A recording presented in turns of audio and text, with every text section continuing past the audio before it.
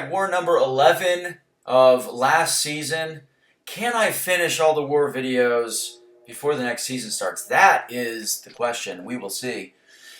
Only one more after this, and then we'll have like a season recap video, maybe. So I don't know, something like that. But alright, here are the bans. They banned Quake, smart. Corvus, smart. Apocalypse, I think it's smart, but definitely was a bummer when I saw that. He's my main attacker. And there's no other attacker in the game that I feel more secure with. I just feel so protected with Apocalypse. But anyway, they didn't ban CGR, which is great, so I get to use him for some fights. I'll be taking that Warlock with him. And then in Section 2, I've got Path 8, so we've got Cersei. This is the node that I was talking to you guys about in the last war video, I think. We have died to Claire there 3 times as an alliance, or had last season. We also died to Cersei on node 50, the Safeguard mini using Claire. So, yeah, anyway. Alright, I'll be using Dr. Doom. And then we've got Venom as the second fight. And then the Sam Wilson, node 47, Kinetic Transference, Feet of Indestructible 2. Very good placement. And that was a fight that, you know, as a group we were kind of concerned about. And I volunteered to take it with Cosmic Ghost Rider because I feel confident that I understand Sam's abilities well enough to fight him. I did a lot of duels and all that stuff. And then I kind of rambled on too long there, but I am also taking the Heimdall boss with Cosmic Ghost Rider. So, you know, I guess we'll talk about that later too when we get there. But, yeah, I don't know. I think I kind of felt like it was a good option, and you'll have to see how it goes. All right. First fight, this one's a total joke. It has feats of power. He just gets some buffs that I'm going to Fate Seal anyway when he reaches a bar of power and stuff. Doesn't even matter. But yeah, so this is just a standard Cosmic Ghost Rider rotation. We're going to parry. We do have to make sure at the beginning of this fight, as you guys will see, I'm not going to hit him. Make sure that that armor doesn't trigger. All right, it doesn't. Perfect. I can throw the heavy, then throw the light ending combo, then the medium ending combo. I didn't chain my SP2 because of the Unstoppable Global Timer. Just wanted to make sure it wasn't going to pop up and interrupt my SP2 animation, but yeah. There we go.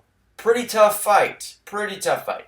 But hey, we improved to 65-2. We got the war record counter back for this video. I didn't forget this time. Good for me. Good for me. Okay, so the second fight is the Cersei. And I think the two safest options for this placement, and probably for Cersei anywhere on the map with some exceptions, are going to be Quake if she's not banned. Of course, she's usually banned. And Dr. Doom. So with Dr. Doom on your heavy, the stagger applies instantly when you land that heavy. And Cersei's glancing buff doesn't apply until after she gets heavy. So you guys will see here, she gets the glancing buff, but it instantly gets nullified from my stagger. Which is awesome. Or I guess it gets staggered. It's not technically a nullify. But yeah, so once it gets staggered, then it goes on a cooldown for, I believe, 7 seconds. And then you just want to do the same thing again. Just make sure that you're landing your heavy, and then she can't glance you. If she can't glance you, she's not going to be gaining a ton of buffs.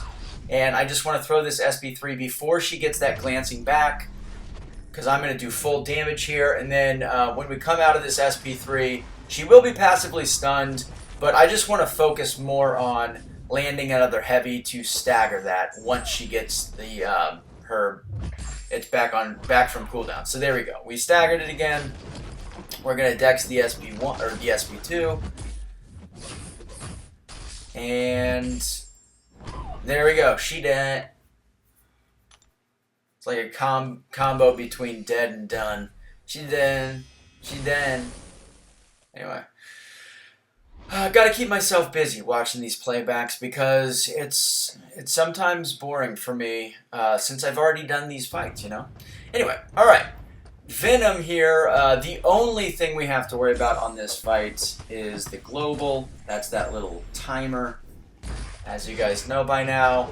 And I'm not really, I do have an invulnerability boost here. I'm not going to worry about, you know, his SP3 or anything. If he gets to his SP3, totally fine. Just want to make sure that I'm not screwing up to waste my invulnerability boost before the SP3, even though Doom would survive with plenty health.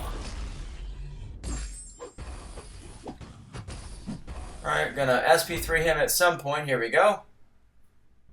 And then we can Doom cycle him. We just want to make sure that we're not in the middle of a combo or attack animation when the global timer pops up, just in case. Even if he is staggered, if he gains an armor which will be staggered, since it triggers, like we talked about with the Cersei's glancing buff, since it triggers for just a moment before it goes away, it will trigger the unstoppable global. All right, so here is probably this and the Heimdall fight were the two that were the scariest for me this war. So Sam Wilson, really he just has one mechanic that you have to worry about. Actually, I'm sorry, he's got two mechanics you got to worry about. One, he can auto-block special attacks. He has a chance to auto-block special attacks based on how many armor, buffs, or passives he has. You can, if you nullify his armors with like a Fate Seal or obviously with some kind of Mystic Champ, then those get converted into passives. So the only way to actually remove his armors is to armor break him. And then the other thing is he'll get locked on 16 seconds after the start of the fight automatically as a defender. And, you know, when he's locked on, I can't remember, but it doesn't matter.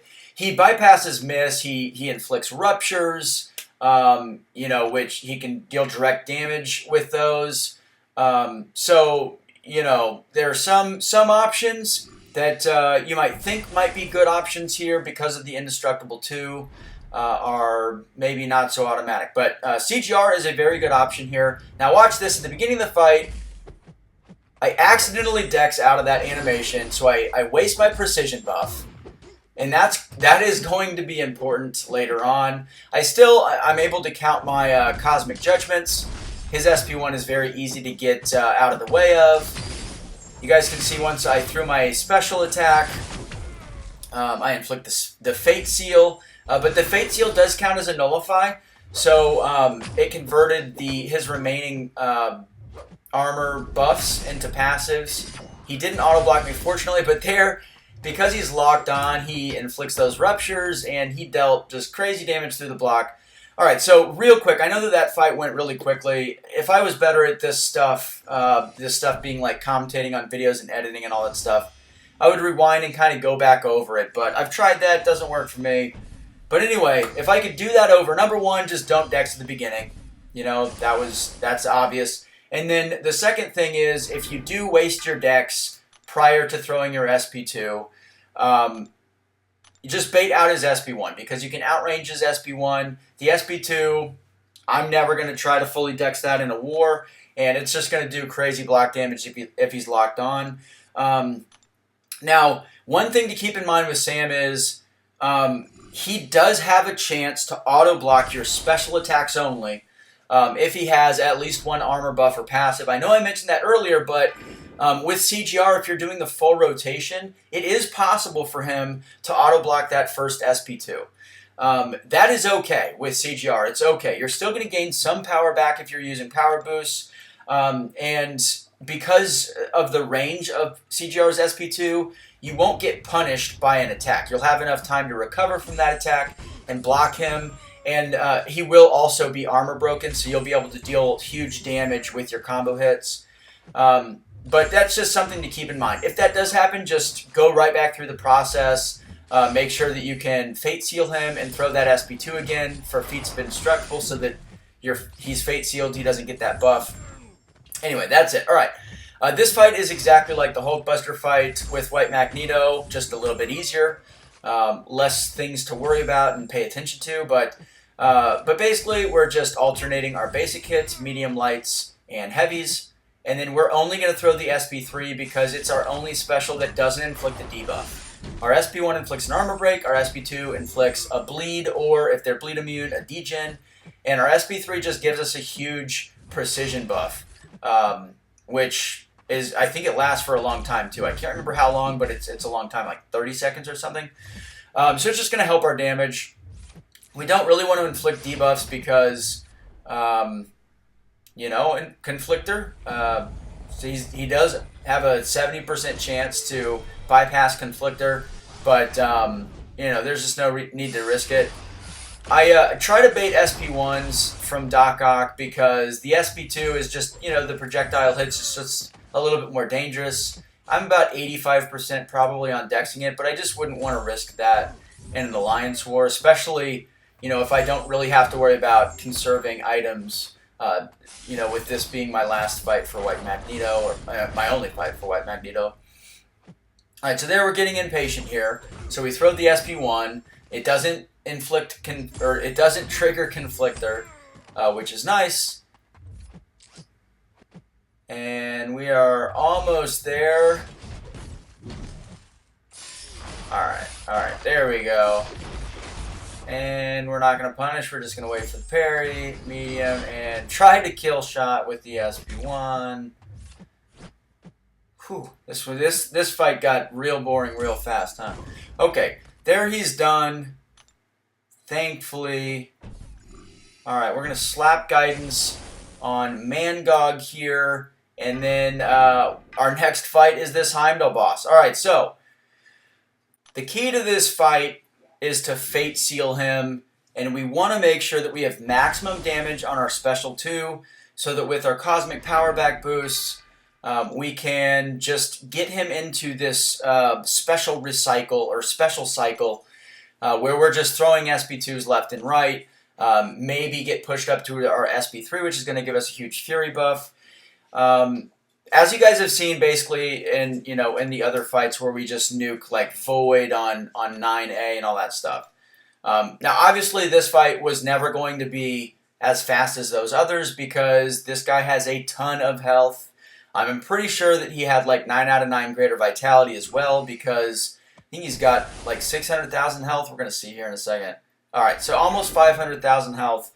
All right, so I did 7 duels. In all of my duels, he hit into my block before he threw a heavy. And then I was able to dex out or get out of the heavy without dexing. There you guys see, he starts the heavy, of course, War AI. And I instinctively dex, so I've wasted my precision buff that automatically activates on my SP2 if I haven't triggered it yet. And you guys can see, look at all of these white numbers there. All those white numbers that snuck in, those are not crits. And crits are a big deal. So I don't get back up to my SP2. And now I've got to contend with the global. And I know that this fight at this point is going to be a lot more complicated. So I just need to stay composed. Alright, there I couldn't punish because of the global timer. I also need to make sure that he doesn't have an armor buff when he gets to an SP2, so I'm trying to bait out this SP1. If he does when he throws his SP2, it's unblockable and cannot be dexed. Alright, so they were able to heavy punish just to get off his true strike so he doesn't auto-block me. There we get globaled.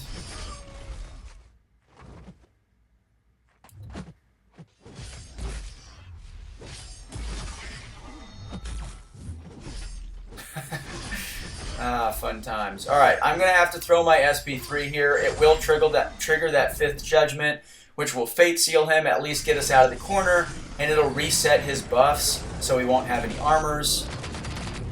You can see that this does no damage because he's not armor broken or anything. So this fight just got out of hand, and it really would have been completely different. So we're just going to start over the cycle. And now things are going a little bit better, but yeah, it would have been completely different. I got globaled again. I'm still doing good damage there, even though he's unstoppable, which helps. I need to hit into his blocks. He has 96 armor passives. Make sure that he doesn't get the global. He does get the global. And yeah, I mean, this fight is just really tricky if you screw up. So Spider-Man 2099, the fight is bugged for him. It doesn't show his slow buff or debuff. Sorcerer Supreme, we've had some. There have been some complications with Sorcerer Supreme. I'll just say that. So CGR, I think, is a good option, and it's. I was really disappointed. I soloed the boss, and that feels good to a degree, but I was really disappointed because it didn't go how I knew it could have gone. And everything got thrown out of whack strictly because he never hit into my block at the beginning. He just led with the heavy right out of the gate, which, again, I did 7 duels against this guy. That didn't happen a single time. It is very rare that a defender will do that in any game mode. It happens, obviously, but usually they'll try to hit into you, and you either start the fight with a parry or you start the fight holding block and all that stuff, blah, blah, blah. So anyway, of course, he throws the heavy right out of the gate. I try to get out of the way. I use Dex, and that dramatically reduces my damage for my special too.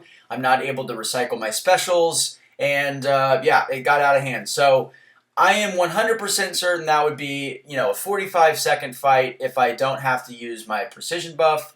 If I was had the, if I was able to have the kind of responsiveness to the millisecond, and I could have made an actual judgment call, in that split second when the fight started and he threw his heavy, I would have just eaten the heavy, but it doesn't matter. Okay, we got the solo. I do think CGR is a better option than it looked like in that fight, but that's it for the war. Leave a like and a comment.